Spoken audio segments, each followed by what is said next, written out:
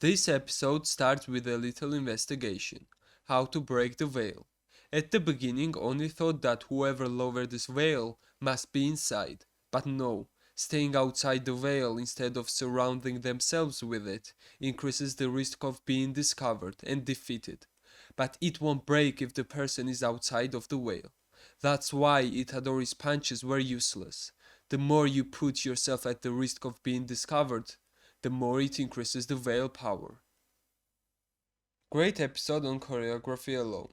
I love the music and direction of this episode. It conveyed a completely different vibe from before.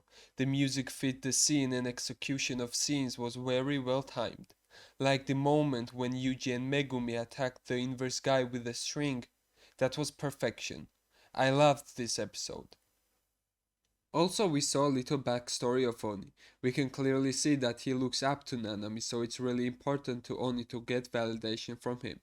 That's why he needs his recommendation to become first great sorcerer.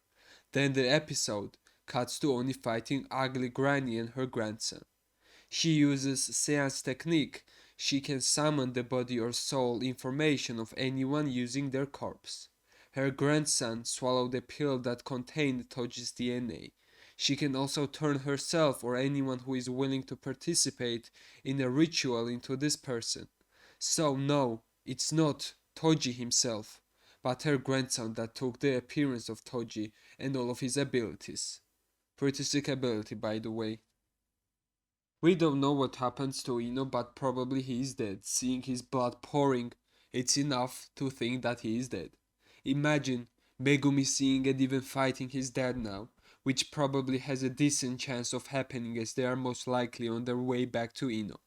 That's gonna be insane.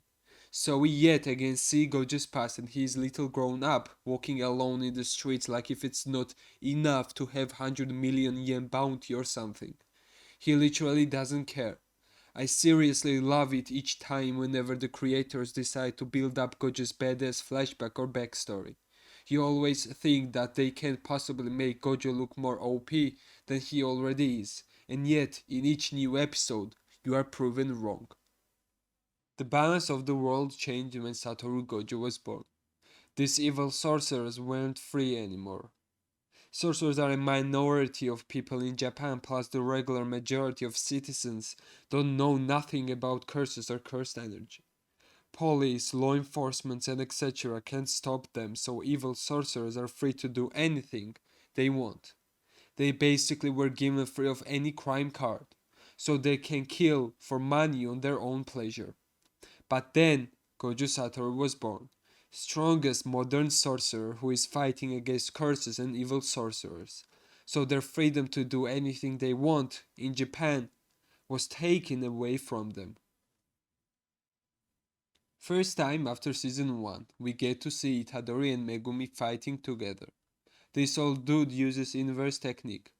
Basically, while this technique is activated, attacks become weaker the stronger they are, and the weaker they are, stronger the attacks become. So they have to figure out that the attacks have to be weak. I like how Megumi said that they have to pretend so this old guy doesn't notice and won't counter them. Then they use this weak ass attack, and that's that. The episode ends. Thanks for watching and please consider subscribing. Please.